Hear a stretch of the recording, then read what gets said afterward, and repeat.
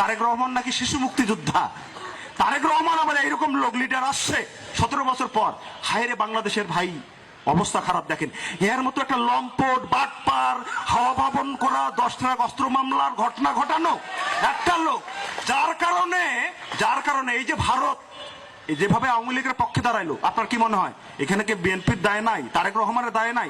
10 ট্রাকের ঘটনা যদি সংগঠিত না হয়, তাহলে 17 বছর এখানে হয়তো বা আওয়ামী লীগ থাকার পেছনে ভারতের যে ভূমিকা, সেটা নাও হইতে পারত।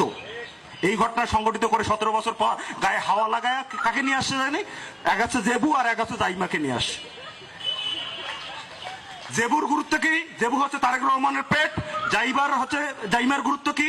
সে হচ্ছে তার যে ক্রোমোজোম, মানে সে হচ্ছে রাজনৈতিকের ঔরস প্রাপ্ত, মানে ভবিষ্যতের কুইন। আপনার এখানেই কিন্তু আপনি সবচেয়ে বড় বৈষম্যের শিকার। যেই কারণেই আপনার রাজনীতিটা হচ্ছে আপনার শ্রেণীর রাজনীতি হওয়া দরকার।